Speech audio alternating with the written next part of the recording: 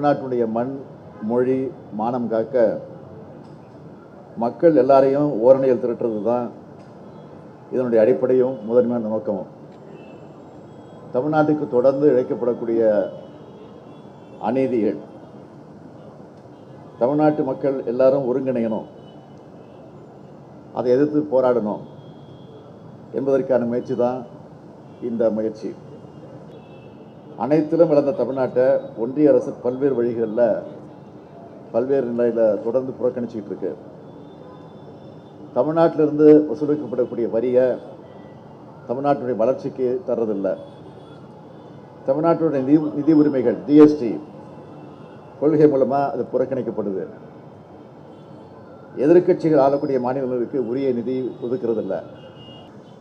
பாஜகவோட அரசியல் படையெடுப்பை, பண்பாட்டு படையெடுப்பை தமிழ்நாடு மீது தொடுக்கப்பட்டிருக்கும் பொருளாதார போரை எதிர்கொள்ள நெஞ்சுரம் உள்ள அரசியல் சக்தி தேவை. அதை உருவாக்கத்தான் ஓரணியில் தமிழ்நாடு என்கிற பரப்பு உரையை ஒரு இயக்கமாகவே தொடங்கி நடத்த இருக்கிறோம். இப்போ இருக்கிற சூழ்நிலையை பொறுத்த வரைக்கும் வருவதற்கு வாய்ப்பு இருக்குது. ஆனால் வாய்ப்பு வரக்கூடிய நேரத்தில் அதை எப்படி சேர்ப்போங்கிற சூழ்நிலை எங்களுக்கு இருக்குது. அதனால் கலந்து தான் செய்வோம்.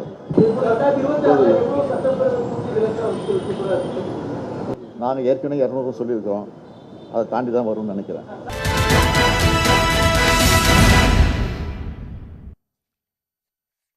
வணக்கம், இது கேள்விக்களம். இன்று 2 முக்கியமான தலைப்புகளை விவாதிக்க இருக்கிறோம். ஒன்று, ஓரணியில் தமிழ்நாடு என்கிற பெயரில் முதலமைச்சர் திரு மு.க. ஸ்டாலின் அவர்கள் தொடங்கியிருக்கக்கூடிய ஒரு பரப்புரை இயக்கம். தமிழ்நாட்டுடைய மண், மானம், உரிமை, நிதி ஆகியவற்றை மீட்பதற்கு, காப்பதற்காக இந்த போராட்டம், இந்த அணிதிரட்டல் என்று அறிவித்திருக்கிறார். ஓராண்டுக்கு முன்பே தேர்தலுக்கு தயாராகிறதா திமுக? இந்த இயக்கத்தின் வழியாக எதை கட்டமைக்க நினைக்கிறார்கள் என்கிற கோணத்தில் ஒரு விவாதம். அடுத்ததாக, அதிர்ச்சியை ஏற்படுத்தியிருக்கக்கூடிய திருபுவனம் இளைஞர் அஜித்குமார் காவலர்களால் கொல்லப்பட்ட அந்த சம்பவம். 5 காவலர்களை கைது செய்து அரசாங்கம் சிறையில் அடைத்திருக்கிறது. இன்றைக்கு உயர்நீதிமன்றம் அடுக்கடுக்கான பல கேள்விகளை எழுப்பியிருக்கிறது. குற்றவாளிகளுக்கு என்ன தண்டனை கிடைக்கப் போகிறது என்பது ஒன்று. முதலமைச்சரே அழைத்து பேசி அந்த குடும்பத்தாருக்கு ஆறுதல் சொல்லியிருக்கிறார். உங்களோடு இருப்போம், உங்களுக்கு தேவையான நீதியை பெற்றுத்தருவோம், யாராலும் ஏற்றுக்கொள்ள முடியாத, நியாயப்படுத்த முடியாத ஒரு கொடுமை என்று அவர் தன்னுடைய வேதனையை பகிர்ந்திருக்கிறார். சட்டப்படியாக அதில் தொடர்புடையவர்களுக்கு தண்டனை பெற்று தரப்படும் என்று அவர் அறிவித்திருக்கிறார். காவல் மரணங்கள், போலீசாரால் விசாரணை என்கிற பெயரில் அழைக்கப்பட்டு துன்புறுத்தப்பட்டு கொல்லப்படக்கூடிய இந்த சம்பவங்களுக்கான தீர்வு என்ன, இதில் தவறு எங்கே நேர்ந்தது என்கிற கோணத்தை அடுத்த அமர்வில் விவாதிக்க இருக்கிறோம். முதல் அமர்வில் சட்டமன்ற உறுப்பினர், திமுகவினுடைய வழக்கறிஞர் திரு பரந்தாமன் அவர்கள், வழக்கறிஞர் திரு அக்னீஸ்வரன் அவர்கள், தமாகவுடைய மூத்த தலைவர் திரு முனவர் பாஷா அவர்கள், இவர்களோடு பத்திரிகையாளர் இந்திரகுமார் தேரடி இணைய இருக்கிறார். வணக்கம்.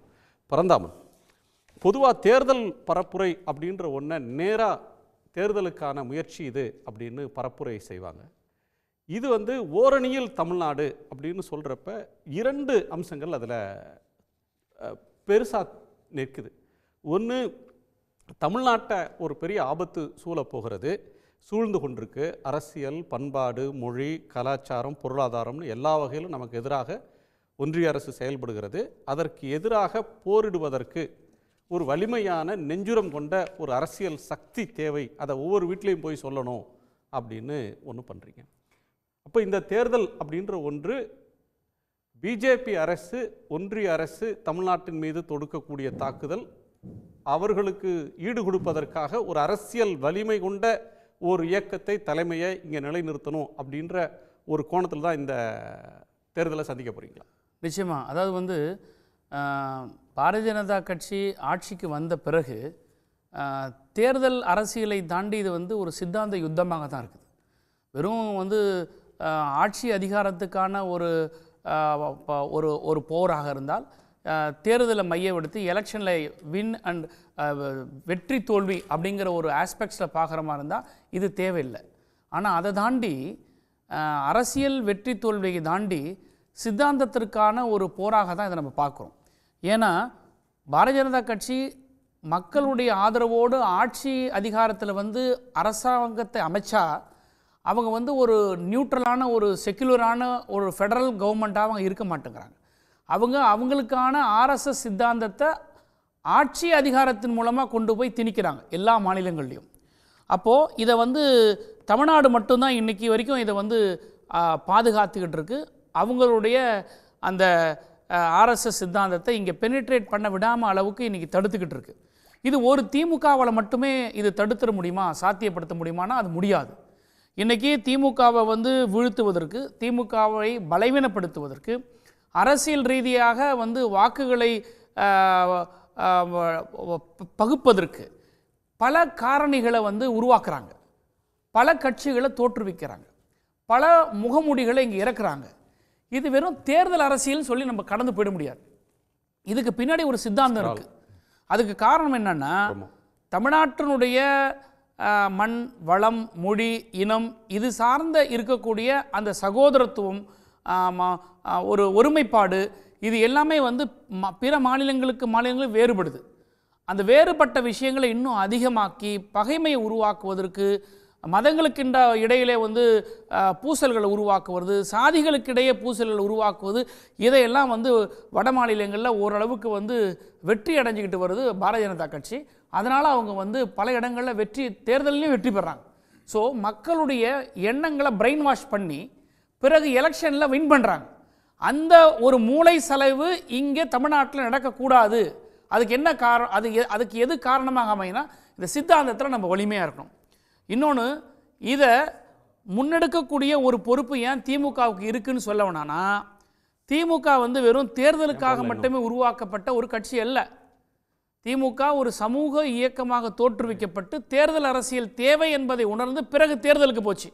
ஆனால் இன்றைக்கி இருக்கக்கூடிய அரசியல் கட்சிகள்லாம் வந்து கட்சியை தொடங்கும் போதே அடுத்த முதலமைச்சருடைய நாற்காலி நான் தான் அப்படின்னு அதிகாரத்தை நோக்கியும் தேர்தலை நோக்கி தான் போகிறாங்களே தவிர நாட்டின் மீதோ மக்களின் மீதோ அக்கறை கொண்டு யாருமே இன்றைக்கி வந்து புதுசாக கட்சி தொடங்கலை. இப்போ ஃபார் எக்ஸாம்பிள் யாராவது ஒரு கட்சி தொடங்குறாங்க, இது மக்களுக்காக நாங்கள் தொடங்குறோன்றதை காட்டிலும் நாங்கள் இந்த ஆட்சியை எதிர்த்து நாங்கள் அடுத்து ஆட்சிக்கு வரப்போகிறோன்னு தான் பேசுகிறாங்களே தவிர, ஆனால் நாட்டின் முன் இருக்கக்கூடிய இந்த சித்தாந்த போருக்கான சவால்களை பற்றி பேசுவதற்கு யாருக்குமே இல்லை. இது திமுக மட்டும்தான் இதை பேசிக்கிட்டு இருக்கு. அது திமுகவுடைய உறுப்பினர்கள் மட்டுமே பேசினா பத்தாது. இது வந்து வெகுஜன மக்களுடைய ஒரு ஆதரவாக, அவங்களுடைய ஒரு கலெக்டிவ். நீங்க சொல்றத பார்த்தா வரக்கூடிய தேர்தலுக்கு, இப்ப நடக்கக்கூடிய எல்லா நகர்வுமே தேர்தலை நோக்கிய நகர்வு, வரக்கூடிய தேர்தலுக்கான நகர்வுன்றது இதை அடிப்படையாக வைத்து தான் நீங்க பண்ண போறீங்க அப்படின்னா, நிச்சயமா நீங்க வந்து தமிழ்நாட்டினுடைய ஆளுங்கட்சி எதிர்க்கட்சி இந்த இருதுருவ அரசியல், அதிமுகவுக்கு எதிரான பரப்புரை, அதிமுக செய்யாத நாங்கள் என்ன செய்திருக்கிறோம், அந்த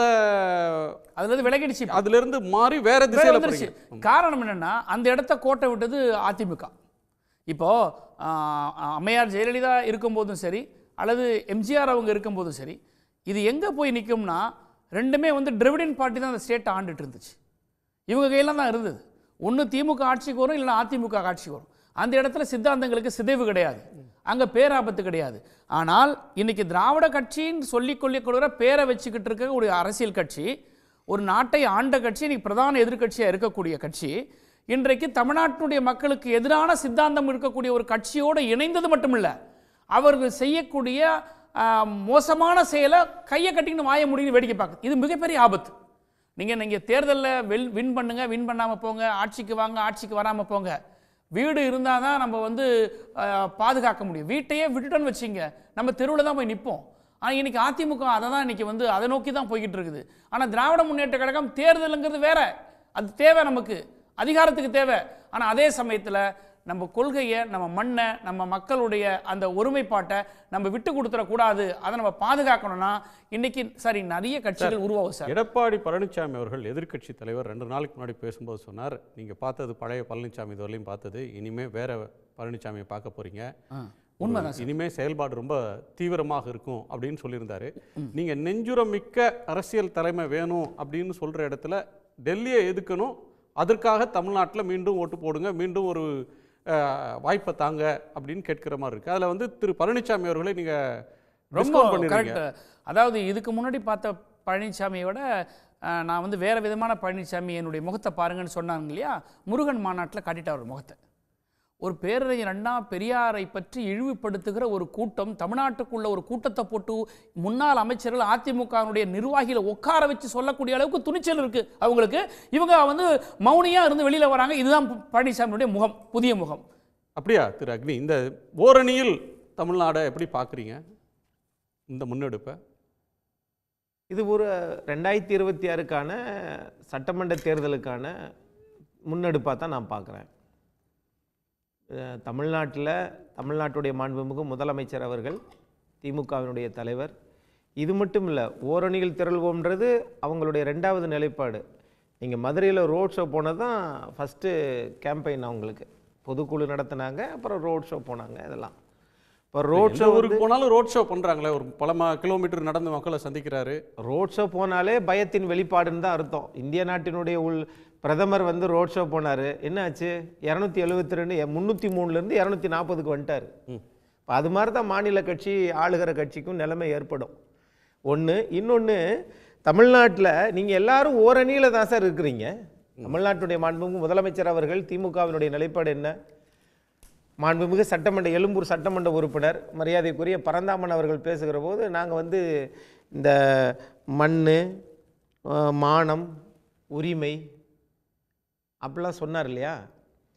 அது வந்து என்னன்னு கேட்டிங்கன்னா, இதுக்கு காரணகர்த்தாவே திரு எடப்பாடி பழனிசாமி அவர்கள் தான். அமைதி, வளம், வளர்ச்சி, மாநில உரிமை என்பது தான் 2026 என்னுடைய முதல் தேர்தல் இதாக இருக்கும் அப்படின்னு சொன்னதுனால இவங்க அதை அப்படி கொஞ்சம் மாற்றி மண், மானம் அப்படின்லாம் சொல்கிறாங்க. கேட்குறேன், மண் மானத்தை காப்பாற்றிய நீங்கள் இன்னும் வரைக்கும் 69 பேர் செத்தாங்களே, கள்ளக்குறிச்சிக்கு போலையே, அந்த மண்ணையும் அந்த மக்களையும் நீங்கள் கையம் காப்பாற்ற தவறிட்டீங்க. சென்னை மாண்புமை உயர்நீதிமன்றம் சொல்லிச்சே, நீங்கள் அங்கே போகலாமேன்னு சொல்லி இது வரைக்கும் போகலையே. ஒன்று. 2வது, நெஞ்சுரமிக்க தலைவர்கள் அப்படிங்கிறாங்க. நெஞ்சுரமிக்க தலைவர்கள் கரெக்டு. ஆனால் இந்த இதில் நீங்கள் தேர்தல் அறிக்கை சொன்னதெல்லாம் 2வது. ஏன்னா இப்போ தேர்தல் வரப்போகுது, சட்டமன்ற தேர்தல் வரப்போகுது. 2021 சொன்ன தேர்தல் அறிக்கையில் நீங்கள் எல்லாத்தையும் செஞ்சு முடிச்சிட்டிங்கன்னா நெஞ்சுரமிக்கவங்கன்னு நீங்கள் சொல்லிக்கிறலாம். இது வரைக்கும் அதில் என்ன நடந்தது? மாண்புமிகு மார்க்சிஸ்ட் கம்யூனிஸ்ட் கட்சியினுடைய தலைவர் ஐயா சண்முகம் அவர்கள் சொல்லுகிற போது அவங்களுக்கு கணக்கு தெரியல. யாருக்கு? திமுகவுக்கு கணக்கு தெரியல. 98.5% அவங்க நிறைவேற்றவே இல்லை அப்படின்றாரு. அப்போ நெஞ்சுரம் மிக்க தலைவர்கள் அப்படின்னு நீங்கள் சொல்லிக்கொள்வது ஏன்? அப்போது இவைகள் எல்லாமே இதை மாதிரி கோட்டை விட்ட அதிமுக அப்படிங்கிறாங்க. நாங்கள் டெல்லியை எதுக்கணும். கரெக்டு சார், நீங்கள் டெல்லியை எதுங்க. இல்லை, சில காரணங்களை சொல்கிறாங்க. முதலமைச்சருடைய பேட்டியை நீங்களும் பார்த்துருப்பீங்க. அவர் சொல்கிற இதில் வந்து சில விஷயங்களை அடுக்கிறார். எதற்காக இதை செய்கிறோம் அப்படின்னு சொல்கிறப்ப, ஒன்று, தமிழ்நாட்டுக்கு வரியை வசூலிக்கிறாங்க, வேற எங்கேயோ தமிழ்நாட்டு வளர்ச்சி கொடுக்கறதில்ல. தமிழ்நாட்டை வந்து வளர்ந்த தமிழ்நாட்டை பல வகையில் புறக்கணிக்கிறாங்க. நிதி உரிமையை பறிக்கிறாங்க, ஜிஎஸ்டியை பறிக்கிறாங்க, சிறப்பு திட்டம் அப்படின்னு ஒன்று இல்லை, எதிர்க்கட்சி மாநிலங்களை புறக்கணிக்கிறாங்க, கல்விக்கு நிதி மறுக்கப்படுது, ஒன்றிய அரசு திட்டத்துக்கும் தமிழ்நாடு அரசே காசு கொடுத்து நிறைவேற்றுறது மாதிரி இருக்குது, தேசிய கல்விக் கொள்கைன்றாங்க, இந்தியை திணிக்கிறாங்க, நீட்டை கொண்டு வராங்க, தமிழுக்கு காசு தர மாட்டுறாங்க, சமஸ்கிருதம் தர்றாங்க. இந்த விஷயங்கள் எல்லாம் பட்டியலிடுறாரு. இதெல்லாம் ஒரு விஷயமே இல்லை, இதற்காகலாம் அணிதிரட்ட வேண்டிய அவசியம் இல்லைன்ற இடத்துக்கு நீங்கள் நகர்றீங்களா? அதாவது சார், பிரச்சனைகள் எந்த ஒரு ஜனநாயக நாட்டிலையும் எந்த ஒரு அரசியல் கட்சியுமே அப்பா எல்லா பிரச்சனையும் முடிச்சு வச்சிட்டோம்ப்பா, இந்த நாட்டில் எந்த பிரச்சனையுமே இல்லைப்பா அப்படின்னு ஏதாவது ஒரு நாடு இருக்கா? எந்த நாடுமே கிடையாது. எல்லா நாட்டிலையும் நீங்கள் சொல்லக்கூடிய பிரச்சனைகள் எல்லாமே காலம் முழுக்க அதனுடைய சதவிகிதம் வேண்டுமானால் ஆட்சியாளர்கள் மாறுகிற போது அதனுடைய முன்னேற்றம் பின்னேற்றம் அப்படி தான் வரும். ஆனால் இங்கே நீங்கள் தொடர்ந்து வெற்றி பெறுறோம்னு சொல்கிறீங்க இல்லையா? அப்போ நாங்கள் 39 நாடாளுமன்ற உறுப்பினர் இதுக்கு முன்பு 2019, இன்னைக்கு 40 நாடாளுமன்ற உறுப்பினர்கள். ஆகவே இன்னைக்கு நீங்கள் அதை வெற்றி பெற முடியவில்லை என்பதை நீங்கள் ஒத்துக்கிறீங்களா? சார், டெல்லி அதிகாரத்தை நாங்கள் எதிர்க்கிறோம். அப்ப எதிர்க்கிறதுக்கு தானே உங்களுக்கு 40 நாடாளுமன்ற உறுப்பினர் கொடுத்திருக்குது. அப்ப உங்களால எதிர்க்க முடியலையா? எதிர்த்தாங்களா இல்லையா பார்லிமெண்ட்ல? அப்படி எதிர்த்திருந்தால் அமர்நாத் ராமகிருஷ்ணன் ஏன் மாற்றப்படுகிறார்? அப்படி எதிர்த்திருந்தால் ஏன் 2153 கோடி சமக்கர சிக்ஷா அபியான் திட்டத்திற்கு ஏன் வழங்கவில்லை? ஆகவே இவைகள் எல்லாம் நீங்க அங்க போகிற போது அவங்களோட இந்த ஊர்ல சொல்லுவாங்க, இல்ல சார், யார் டெல்லியில கொடுக்க மாட்டாங்களோ அவங்கள கண்டிக்க மாட்டீங்க, அமர்நாத் ராமகிருஷ்ணனை யார் மாத்துறாங்களோ அவங்கள கண்டிக்க மாட்டீங்க. ஆளுங்கட்சி யார் சார்? டெல்லியில பிஜேபி தானே சார். தமிழ்நாட்டில் யார் சார்? ஒரு விஷயம் நான் குறிக்கிடலாமா, மன்னிக்கணும். ஏன்னா அதாவது வந்து அக்னீஸ்வரன் அவர் பேசும்போது என்ன சொல்கிறாருன்னா வந்து பிரச்சனைகளே இல்லாமல் எந்த ஒரு நாடு இருக்காது, நீங்கள் அதெல்லாம் செஞ்சிட்டிங்களான்னு கேட்குறாரு. அதாவது அரசின் சார்பாக அல்லது வந்து ஒரு ஆட்சியில் ஒரு பிரச்சனைகளை தீர்ப்பது என்பது வேறு. அது வந்து தீர்க்க முடியும், தீர்க்க முடியாது போகலாம், தொலைதூர பிரச்சனைகள் இருக்கலாம், அல்லது வந்து உடனடியாக தீர்க்கக்கூடிய பிரச்சனை அது வேறு. ஆனால் கொள்கை உரிமைங்கிறது வந்து அது பிரச்சனைகளை கொண்டு போக முடியாது. கொள்கை உரிமைக்காக மட்டும்தான் நம்ம பேரணும். ஒன்று. ரெண்டாவது வந்து அமர்நாத் எங்களுக்கு நாடாளுமன்ற உறுப்பினர் இல்லை, நீங்கள் நாடாளுமன்ற உறுப்பினர் இருக்கீங்கன்னா நாடாளுமன்ற உறுப்பினராக இருந்து தான் போய் போராடணும் இல்லை. ஆஸ் எதிர்கட்சியாக, ஒரு அரசியல் கட்சியாக, தமிழ்நாட்டை ஆண்ட கட்சியாக, தமிழ்நாட்டுக்கு எதிர்க்காக இருக்கக்கூடிய ஒரு கட்சியாக, தமிழ்நாட்டு உரிமைகளுக்கு எதிராக செய்ய ஒரு பிஜேபி கட்சி ஆட்சியினுடைய எதிர் நிலைப்பாடு உங்களுக்கு என்ன? அதுதான் தேவை. அதை நீங்கள் விளக்குங்க. அதாவது சார், மரியாதைக்குரிய சட்டமன்ற உறுப்பினர் பரந்தாமன் அவர்கள் சொல்லும்போது நீங்கள் வந்து கொள்கை உரிமை அதெல்லாம் சொல்கிறாருல்ல சார். இப்போ 40 நாடாளுமன்ற உறுப்பினர்கள் வச்சுருக்கிறோம் அப்படின்னு நீங்கள் தான் சொல்கிறீங்க, உண்மைதான்.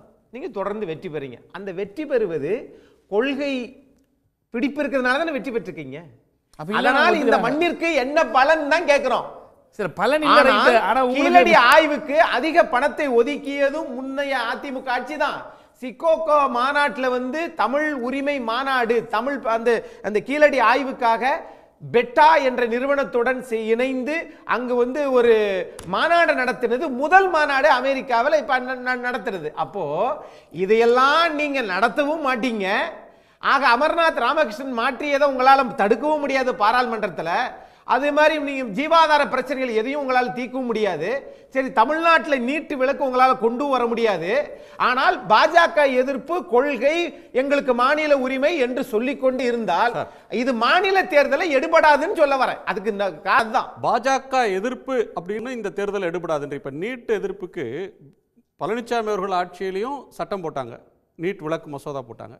அதை அவங்க திருப்பி அனுப்பிச்சதையே சொல்லாமல் வச்சுருந்தாங்க. இல்லை போய் கேட்கும்போது தான் அந்த பிரச்சனை வந்தது. டிகேஆர் வந்து அமலப்படுத்தினார். இந்த ஆட்சியில் வந்து ஏகே ராஜன் கமிட்டியை போட்டாங்க. அதற்கு பிறகு சட்ட மசோதாவை போட்டாங்க. முதல் முறை ரத்து அவர் கவர்னர் கையை திருப்பி அனுப்புனா, ரெண்டாவது முறை திருப்பி அனுப்பிச்சிருக்காங்க.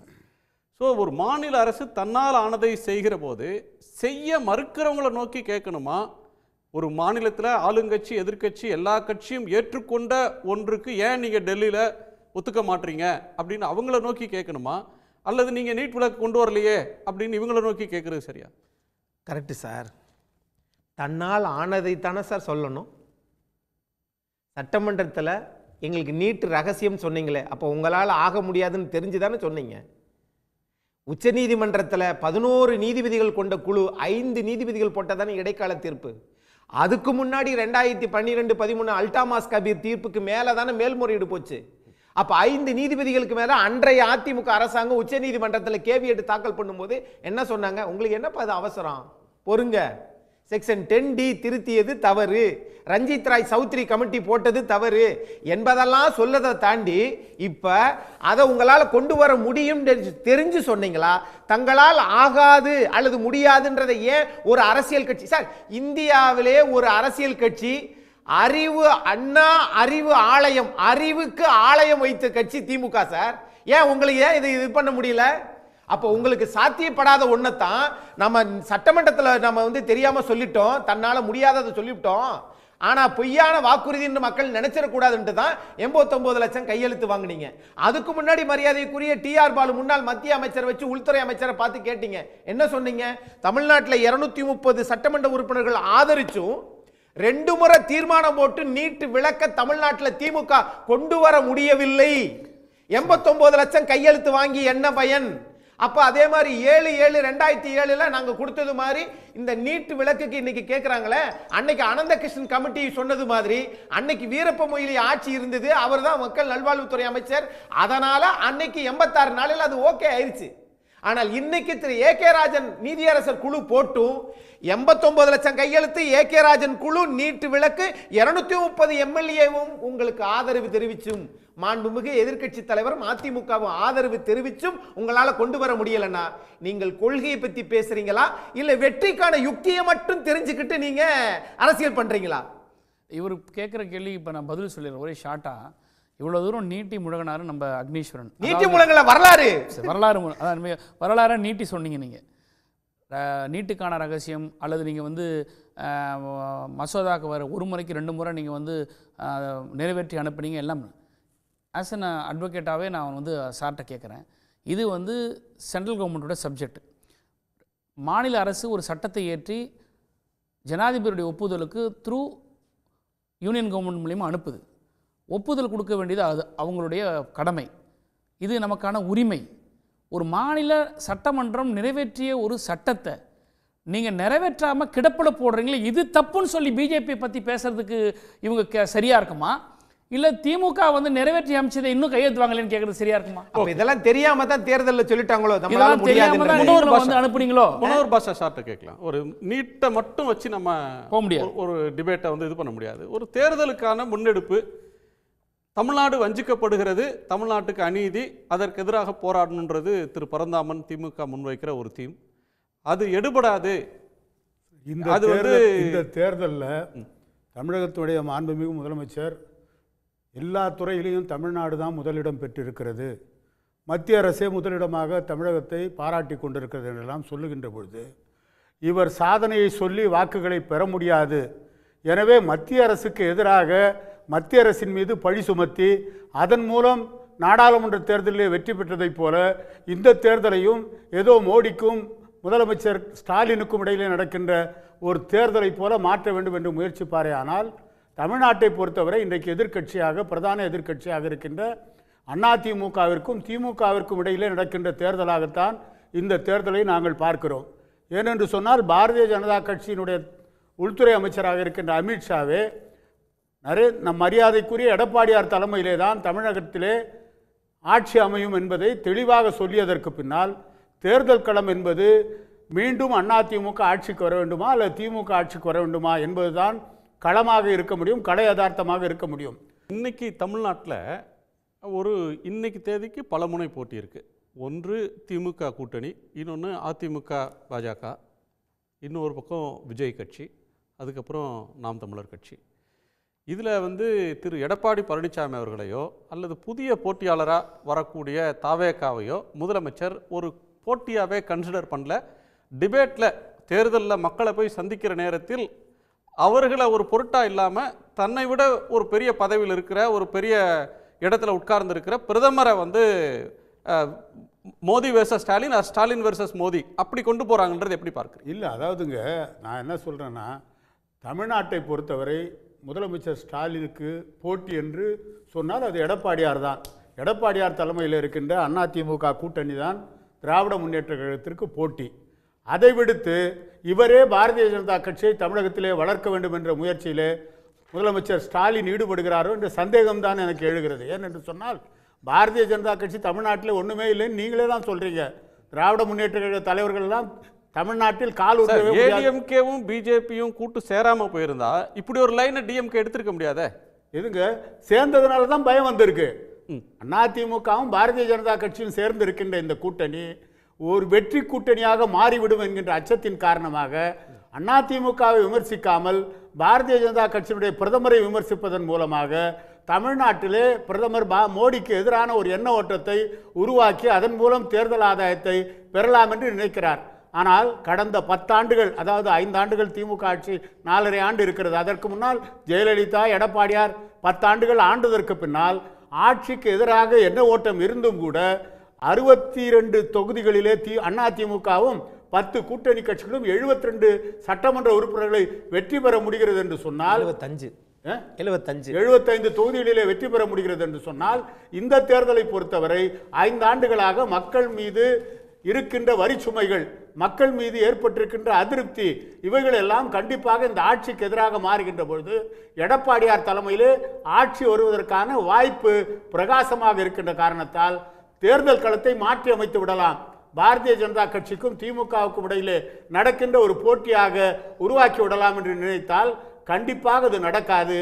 ஏனென்று சொன்னால் பாரதிய ஜனதா கட்சியே அவர்களுடைய தலைமையாக அதிமுகவையும் எடப்பாடியாரையும் தான் ஏற்றுக்கொண்டிருக்கிறார்கள்.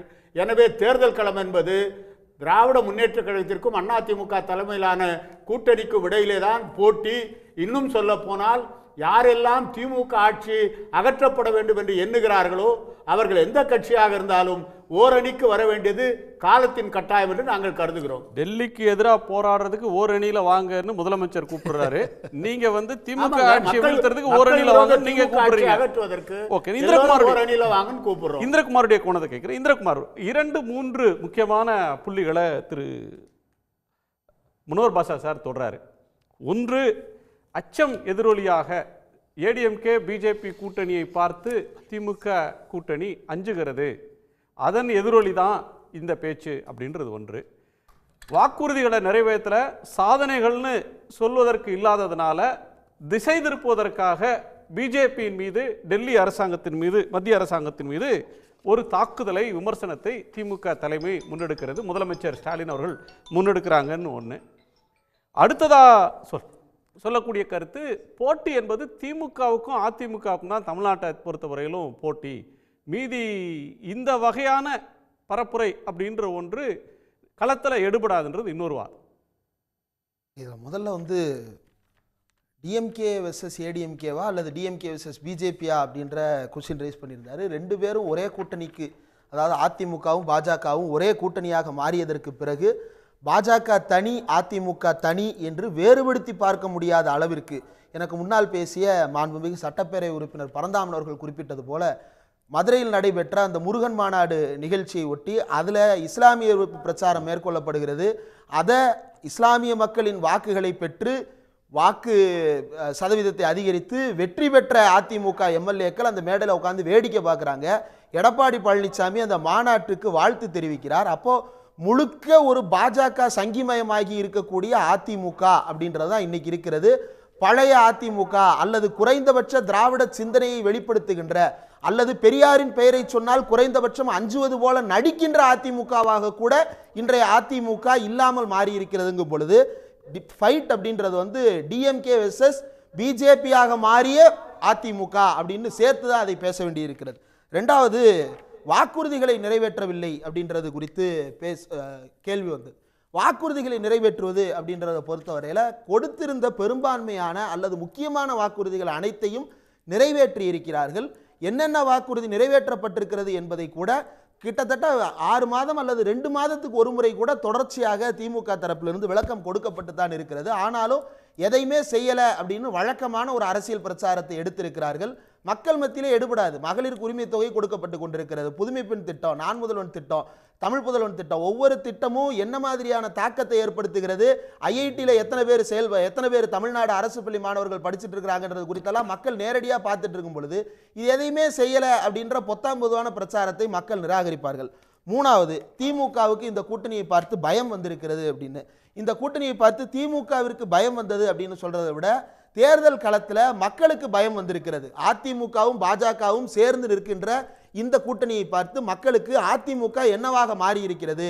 செல்லூர் ராஜு நெத்தி நிறைய குங்குமம் வச்சிருந்தாலும் நாம தர்காவுக்கு வந்தோம்னா வாங்க பாயின்னு வணக்கம் சொல்லிக்கிட்டு இருந்தவர் நம்மளை திட்டிக்கிட்டு இருக்கிற ஒரு இடத்துல போய் உட்கார்ந்து இருக்கிறாரு. இவருக்காக ஓட்டு போட்டோம்னு ஓட்டு போட்ட கைக்கு நடுக்கம் ஏற்பட்டிருக்கிறது.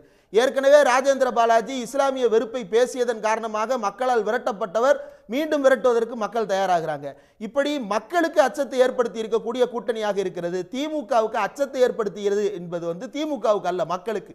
திமுகவுக்கு அப்படின்னு பார்க்கும் பொழுது இதுல திமுக பயப்பட வேண்டிய அவசியமே இல்லை. காரணம் என்ன அப்படின்னா, திமுகவினுடைய கட்டமைப்பு ரீதியாக இந்த ஓரணியில் தமிழ்நாடு அப்படின்றத திமுக டிசைன் பண்ணி இருக்கக்கூடிய இந்த பேட்டர்ன் வந்து மக்களிடம் செல், அவர்களிடமிருந்து கற்றுக்கொள், அவர்களை அதற்கு பிறகு வழிநடத்து அப்படின்னு அண்ணா சொன்ன அந்த பேட்டர்ன்ல வந்து துளி கூட மாறாமல் இது அப்படியே மாறி இருக்கிறது. முன்பு திண்ணை பிரச்சாரம் என்று நடத்தப்பட்டது, இன்றைக்கு அது டேட்டா ட்ரிவனா, சிஸ்டமேட்டிக்கா, அதுக்கான வெரிஃபிகேஷன் ப்ராசஸோட எல்லா வகையிலும் திமுக உறுப்பினர்கள் வீடு வீடாக இன்றைக்கு நேரில் போய் தங்களுடைய விளக்கத்தை சொல்லுகிறார்கள். 6 கேள்விகளை முன் வச்சு இந்த இதில் வந்து ஆம் இல்லை அப்படின்ற பதில்களை வாங்குறாங்க. முதல் நிலையா பிரச்சாரத்திற்கு போகும்போது தமிழ்நாட்டின் மண் மொழி மானம் காப்பாற்றப்பட வேண்டும் என்று நினைப்பவர்களா, அதே நேரத்தில் விவசாயிகள், மீனவர்கள், மகளிர் உரிமைக்கான நலத்திட்டங்கள் தொடர வேண்டும் என்று நினைக்கிறீர்களா, கல்வி நிதி மாநில வளர்ச்சிக்கானது உள்ளிட்டவற்றை எல்லாம் காப்பாற்ற வேண்டும் என்று நினைக்கிறீர்களா, டெல்லியின் அதிகாரத்திற்கு அடிபணியாமல் தமிழ்நாட்டின் உரிமையை காக்க வேண்டும் என்று நினைக்கிறீர்களா, இவை அனைத்திற்கும் மு.க. ஸ்டாலின் நம்பிக்கையான தலைவர் என்று நீங்கள் நம்புகிறீர்களா, அப்படியானால் ஓரணியில் தமிழ்நாடு எங்களோடு கரம் கோர்க்க விரும்புகிறீர்களா அப்படின்னு ஓப்பன் எண்டான ஒரு கொஸ்டினோட இப்போ அக்னீஸ்வரன் சார் பல்வேறு கேள்விகளை எழுப்பினார். இந்த கேள்விகள் நிச்சயமாக அக்னீஸ்வரன் சார் வீட்டுக்கு அந்த ஓரணியில் தமிழ்நாடு அப்படின்ற அந்த கேம்பெயின்ல திமுக இருக்கக்கூடிய ஒரு பகுதி செயலாளர் வந்து அவருடைய கேள்விகளுக்கு வீட்டிற்கே வந்து பதில் சொல்வார் அப்படின்னு நான் உறுதியா நம்புறேன். ஏன் அப்படின்னா இதுதான் டூ வே கம்யூனிகேஷன். மக்களிடம் போகும் பொழுது மக்களும் கேள்வி எழுப்புகிறார்கள், அந்த கேள்விக்கு பதில் சொல்லத்தான் போகிறார்கள். 100 வீடுக்கு ஒரு குரூப் போட்டு ஒவ்வொருத்தரும் அந்த வீட்டுக்கு, அதாவது இதனுடைய திட்டம் சரியாக செயல்படுத்தப்பட்டால் ஒவ்வொரு பூத்துக்கும் திமுகவுக்கு 30% 40% வாக்குகள் அப்படின்றது உறுதியானதாக மாறுகிறது. அப்போ இது அதிமுகவிற்கு கலக்கத்தை ஏற்படுத்துகிறது. திமுக சிஸ்டமேட்டிக்கா இன்னும் தன்னை பலப்படுத்தி கொண்டே இருக்கிறது. ஒரு பக்கம் இளைஞரணியின் மூலமாக, ஒரு பக்கம் தலைமை மட்டுமா பண்ணது. அதிமுகவும் ஐடிவிங்க பலப்படுத்துறாங்க. எதிர்க்கட்சி தலைவர் எடப்பாடி பழனிசாமி ஒவ்வொரு தொகுதியாக போறதா சொல்லியிருக்கிறாரு. நடைபயணமோ அந்த தொகுதி வாரியான சுற்றுப்பயணத்தை வந்து பண்ண போறாரு. மற்ற கட்சிகளும் வந்து வேகம் எடுத்து அவங்களுடைய செயல்பாட்டை கள அளவுல பூத்துல வந்து யூத்தை போடுங்க, பூத் ஏஜெண்டா அப்படின்னு சொல்ற அளவுக்கு நகர்ந்துருக்காங்களே. பூத்துல யூத் போடணும், நாங்க என்ன வச்சுக்கிட்டா வஞ்சகம் பண்றோம்னு எம்ஆர் விஜயபாஸ்கர் அழுகிறாருல, அந்த நிலைமையில தானே கட்சி இருக்கிறது. நாங்க என்ன வச்சுக்கிட்டா போட மாட்டேன்றோம், நான் ஓப்பனா சொல்லிட்டேன், யாரும் சொல்ல மாட்டாங்க அப்படின்னு எடப்பாடி பழனிசாமி அவர்களிடமே நேரடியாக இதுதாங்க நிலவரம், கட்சிக்கு ஆள் இல்லைங்கன்னு ஓப்பனா பேசி இருக்கிறாருல. இதுக்கு மேல வேற என்ன வேணும்? ஆனா திமுகவினுடைய நிலவரம் அப்படியா? 100 வீட்டுக்கு ஒரு குரூப் போகுது, அந்த 100 வீட்டை கவர் பண்றதுக்கு அவங்க 2 மாசங்கள் எடுத்துக்கிறாங்க. அப்போ ஒவ்வொரு நாளும் 5 to 10 வீடுகள் கவர் பண்ணி அவ்வளவு பேர்ட்டையும் போய் விளக்கம் சொல்றாங்க, கேள்விக்கு பதில் சொல்ல போறாங்க. இப்போ அக்னீஸ்வரன் சார் எழுப்பின கேள்வி போல பல கேள்விகளை எதிர்கொள்ள போறாங்க. அப்ப அந்த தைரியம் அவங்களுக்கு இருக்குல்ல, இந்த தைரியம் அதிமுகவுக்கு இருந்திருந்தால் வீடு வீடாக போய் பிரச்சாரம் செய்வது அல்லது பூத் லெவல்ல பிரச்சாரம் செய்வது அப்படின்றத ஆரம்பிச்சிருக்கணும். நீங்க சொன்னது போல சுற்றுப்பயணம் போகிறேன், ஏற்கனவே ஒரு முறை அறிவிப்பு வெளியிட்டார். என்ன ஆனது?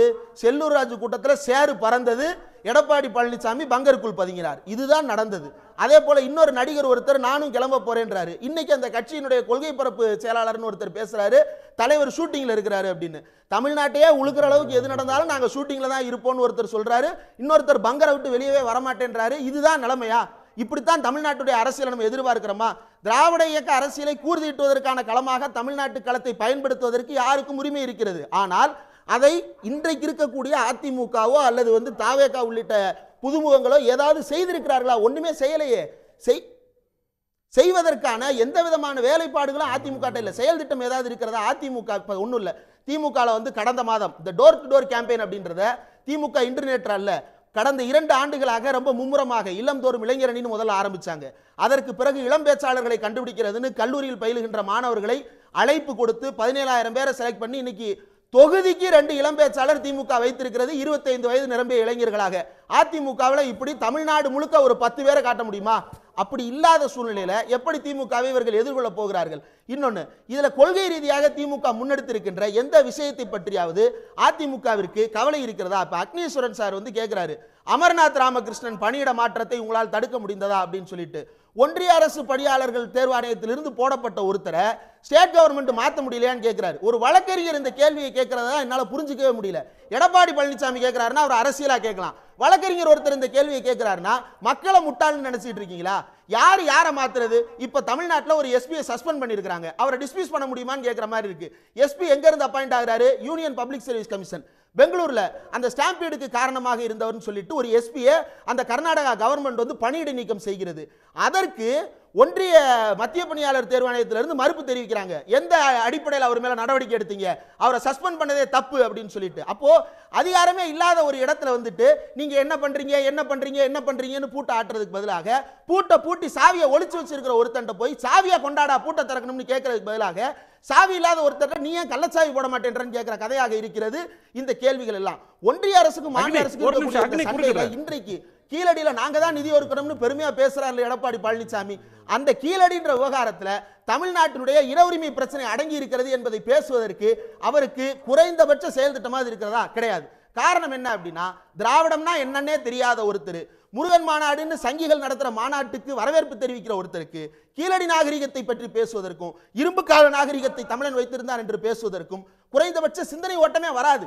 அப்படியான ஒரு தலைமையாக அந்த தலைமை மாறி இருக்கிறது. அதனாலதான் அங்க இளைஞர்கள் இல்ல, கொள்கை இல்ல, கட்டுப்பாடு இல்ல, சேறு பறக்கிறது. திமுக நடக்கலையே. அப்ப எடப்பாடி பழனிசாமி தான். ஓகே தேரடி. அக்னி நிறைவு பார்வை இந்த சப்ஜெக்ட்ல. இங்க அதாவது இந்திரகுமார் தேரடி அவர்கள் சொல்லும்போது சொன்னாரு, நாங்கள் வந்து எல்லாருடைய வீட்டுக்கு வருவோம், வந்து நாங்கள் அவங்ககிட்டலாம் கேள்வி கேட்போம். அப்போ கேள்வி கேட்டாலும் நான் இதைத்தான் சொல்லுவேன், எப்பா இதெல்லாம் செஞ்சீங்களா, இதெல்லாம் செய்யாமல் ஏப்பா என்கிட்ட வெறும் கையில் பதில் கணக்கு சொல்றதுக்கு சார் காட்டிடுறீங்க. வீடு வீடுக்கு ஒன்றிய செயலாளர் அனுப்புறாங்க. அதுதான் ஒன்றிய செயலர் அனுப்புறீங்க, கரெக்ட். அப்ப ஒன்றிய செயலாளர் சொல்றத காதுல வாங்கணும் தான் ஆள் அனுப்புறாங்க வீடு வீடுக்கு. உலகம் முழுவதும் இருக்கக்கூடிய இந்த சன் டிவி நேயர்களுக்கு நான் கேட்டுக்கொள்வது, ஒன்றிய செயலாளர் வந்து எங்கிட்ட பேட்டி கேட்டு கையெழுத்து போறதுக்கு அல்ல, எங்களிடம் குடிநீர் வரி வாங்குகிறீர்களே, குடிநீர் வருகிறதான்னு நான் கேட்பேன். எங்களிடம் குப்பை இது பண்றீங்களா, குப்பை வருதான்னு நான் கேட்பேன். ஆகவே இப்ப என்னன்னா, இப்ப பாருங்களேன், இந்திரகுமார் தேரடி வந்த உடனே சட்டமன்ற உறுப்பினருக்கு கோவம் வந்துருச்சு. அப்ப என்னன்னா அவருக்கு பதில் சொல்லிக்கிறேன், அதுதான் எனக்கு நேரம் கொடுக்கப்பட்டிருக்கிறது. அடிஷனல் நான் பதில் சொன்னா நீட்டி முழங்குறேன்றீங்க, அடிஷனலா கேள்வி கேட்டுக்கிட்டே இருந்தா அப்புறம் நீட்டி முழங்க என்ன செய்யுது? ஒண்ணு பர்சனலா எடுத்துக்க வேணாம். நீங்க அவங்க வந்து இந்த क्वेश्चंस எல்லாம் வந்து கேக்குறாங்க இல்லையா, அப்ப நீங்க கேக்குறீங்க தண்ணி வருதா, ரோடு இருக்கா, லைட் இருக்கா இல்லையா, இதையும் குறிப்பிடுகிறாங்க. நான் கேக்குறேன், 5 ஆண்டுகள் ஆகியும் இந்த லெட் அவுட் என்று சொல்லக்கூடிய விடுபட்டவர்களுக்கு கழிவுநீர் இது வந்து குழாய் இணைப்பே இல்ல. ஆனா வரியை வாங்கியிருக்கீங்க, கழிவுநீர் வரி உயர்த்திருக்கீங்க, நல்ல தண்ணிக்கு வந்து வராத நல்ல தண்ணிக்கு வரி வாங்குறீங்க. இப்ப இதெல்லாம் எங்கே போய் சொல்லுவது? இதையெல்லாம் சரி செய்துவிட்டு வரணும். இப்ப நான் வந்துடுறேன், டேஷ்போர்டுன்னு சொன்னீங்களே, தமிழ்நாட்டில் எந்த மாவட்டத்தில் டேஷ்போர்டு இருக்குது, அது தலைமைச் செயலகத்துக்கு பதில் இருக்கா இல்லையா? அடுத்து இன்னொன்னு, அரசாணை 40 வச்சு மாண்புமிகு எதிர்க்கட்சி துணைத் தலைவர் செக்கானூரில் ஒட்டுமொத்த இதில் போராட்டம் நடத்தினாங்களே, அந்த அரசாணை 40 கல்வி இதுல என்ன நடவடிக்கை இருக்கா இல்லையா? அது தள்ளுபடி பண்ணிட்டீங்களா, இல்ல ஆங்கிலேயர் காலத்துல வந்ததே நடைமுறைப்படுத்த போறீங்களா? 2. இன்னொன்னு, அதை இரும்பு காலம் அப்படின்றீங்களே, இரும்பு காலம் என்பதை கண்டுபிடித்து தான் முந்தைய அதிமுக அரசு, திரு எடப்பாடி பழனிசாமி அவர்கள் அரசாங்கம் ஈரோடு கொடுமணல் என்கிறத வந்து அந்த இரும்பு காலத்துல 2000 ஆண்டுகளுக்கு முன்னாடி அது பதனப்படுத்துகிற வேலையை செய்ததனால் அதை இதுல சேர்த்திருக்கிறாங்க. ஆகவே நீங்க இன்னைக்கு இரும்பு காலம் சொல்லி சொல்றீங்க. ஆகவே நீங்கள் செய்வது எல்லாம் விளம்பரம். எல்லா மக்களும், எல்லா தரப்பு மக்களும், அரசு ஊழியர்கள் அதிருப்தியில் இருக்கிறாங்க. பழைய ஓய்வூதிய திட்டம் கொண்டு வருவீர்களா? அப்புறம் ஜெயலலிதா மாதிரி மறுபடியும் கேட்கிறோம், கொண்டு வருவீர்களா 2026க்குள்ள கொண்டு வருவீர்களா தான் கேட்க போறாங்க எதிர்க்கட்சி தலைவர். ஆகவே நீட்டு விளக்கு கொண்டு வருவீர்களா 3 தடவை கேட்பாங்க. ஆகவே நீங்க சொல்லக்கூடிய இந்த டோர் கேன்வாஸ் கேம்பெயின் வந்து அதிமுகவும் முன்னெடுக்கும். ஆகவே நீங்க வந்து சக்தி மாநாடு, அதனால அங்கேயே நீங்க போனீங்க, அப்படிலாம் நீங்க சிண்டு முடிஞ்சு விட வேண்டாம். நீங்க சொன்னது என்ன, செஞ்சது என்ன, எதிர்கொள்ள போவது என்ன, இத மட்டும் நீங்க பாருங்க. போய் எலி வலையில பொறி வச்சு புடிச்சிட்டு பிஜேபி நீங்க மாட்டிட்டீங்க.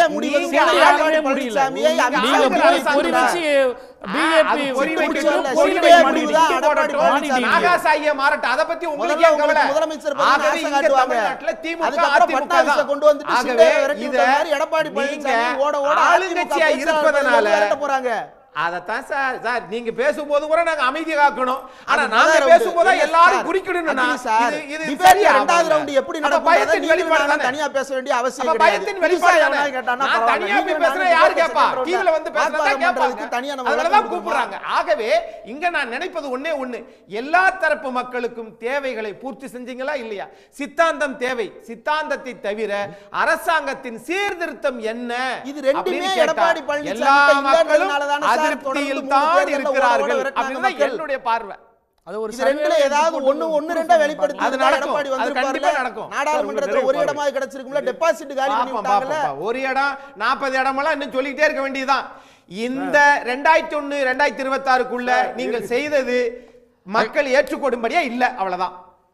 வருகின்ற சட்டமன்ற தேர்தலை பொறுத்தவரை தேர்தல் களம் என்பது திராவிட முன்னேற்ற கழகத்திற்கும் அதிமுக தலைமையிலான கூட்டணிக்கும் இடையிலே நடக்கின்ற தேர்தல் களமாகத்தான் இருக்கும். இந்த ஆட்சியின் மீது மக்களுக்கு அதிருப்தி அதிகமாக இருக்கிறது. எல்லா துறை மக்களும் இந்த ஆட்சியிலே பாதிக்கப்பட்டிருக்கிறார்கள். ஏதோ சில சலுகைகளை கொடுத்துவிட்டு அதிகமான வரியை உயர்த்தி விட்டு 1000 ரூபாய் மின்கட்டணம் கட்டியவன் 4000 ரூபாய் மாதம் கட்டக்கூடிய ஒரு சூழ்நிலையை இன்றைக்கு உருவாக்கி பொதுமக்கள், தாய்மார்கள் எல்லோரும் இந்த ஆட்சிக்கு எதிராக இருக்கக்கூடிய சூழ்நிலையிலே கண்டிப்பாக 2026 தேர்தல் என்பது நீங்கள் நினைப்பதைப் போல பாரதிய ஜனதா கட்சி ஆட்சியை முன்னிலைப்படுத்தியோ அல்லது மோடியை காட்டியோ தமிழ்நாட்டு மக்களை ஏமாற்றி விடலாம் என்று நினைத்தால் கண்டிப்பாக தேர்தல் களம் என்பது திமுகவா அதிமுகவா என்பதாகத்தான் இருக்கும். அதிமுக தலைமையிலான ஆட்சி கண்டிப்பாக 2026 வெற்றி பெற்று எடப்பாடியார் முதலமைச்சராக வருவார். ஒரு பியூட்டிஃபுல் கன்ஃபெஷன் சார், நான் ரொம்ப வரவேற்கிறேன். மனோகர் பாஷா தாங்கியிருக்கக்கூடிய கட்சி வந்து பாரதிய ஜனதா கூட இருக்காங்க. அவங்க சொல்லிட்டாங்க, நீங்க மோடியை காட்டி பாரதிய ஜனதா தமிழ்நாட்டுல தானே இருக்காங்க சார். ஒரு நிமிஷம் சார். தமிழ்நாட்டுல தானே இருக்காங்க. இருங்க இங்க தான் இருக்காங்க. 26 நாளில தாமாக ஆட்சி பிடிச்ச கட்சி தானே. யாருக்கு சார்? ஐயா ஜிகே வாசன் மத்திய அமைச்சர் தானே. அக்னி கொஞ்சம் இருங்க. இருங்க அக்னி கொஞ்சம் இருங்க. 26 நாளில தமிழ்நாட்டுல அன்னைக்கு மூப்பனார் தேவைப்பட்டதா உங்களுக்கு? இருங்க, நான் ஒண்ணும் தப்பே சொல்லல. நீங்க பாருங்க, அரசியல்ல மாறி மாறி வரலாம் போலாம், அதெல்லாம் சொல்ல. நான் சொல்ல வரத கொஞ்சம் தயவுசெய்து கம்ப்ளீட் பண்ண விடுங்க. நீங்க பேசிட்டீங்க, நான் கேட்டேன். தி கன்ஃபெஷன், பியூட்டிஃபுல் கன்ஃபெஷன் சொல்ல வந்தது என்னன்னா, இன்னைக்கு வந்து பிஜேபியோ மோடியோ வச்சு நீங்கெல்லாம் பண்ண முடியாது, அது பண்ணா அவங்க அதான் பிஜேபி அவ்வளவு மோசமானது. இல்ல இத வச்சு நீங்க ஓட்டு வாங்க முடியாது, அந்த எதிர்ப்பை நீங்க ஆர்வஸ் பண்ண முடியாது, நீங்க பிஜேபி கிடையாது அப்படின்னு சொல்லும்போது நீங்க பிஜேபியினுடைய பார்லிமென்ட் தான். அதுதான் தேர்தல் களம். உங்க பாயிண்ட்ல நீங்க பேசிட்டு விடுங்க சார். நான் சொல்லும் போது கேட்டுங்க. உங்களுக்கு அதெல்லாம் உடன்பாடு இல்லைன்னா அடுத்தது பேசுங்க. கன்ஃபெஷன் ரொம்ப அழகாக கொடுத்துருக்கீங்க. நீங்கள் பாரதிய ஜனதா கட்சியோ அல்லது நரேந்திர மோடியை வச்சு நீங்கள் வந்து ஓட்டு வாங்க முடியாது, இவங்க தப்பு செய்கிறாங்க, அதை ஹார்வெஸ்ட் பண்ண முடியாதுன்னு சொல்கிறதுலேருந்து என்ன தெரியுதுன்னா, பிஜேபி மோசமான கட்சி நீங்களே புரிஞ்சுக்கிட்டீங்க, நீங்களே ஒத்துக்கிட்டீங்க. இதுதான் கன்ஃபெஷன். ரைட், போங்க. நன்றி. நம்ம இதோட இந்த விவாதத்தை நிறைவு செய்யலாம். உடனுக்குடன் செய்திகளை தெரிந்து கொள்ள சன் நியூஸ் பெல் ஐகானை கிளிக் பண்ணுங்க.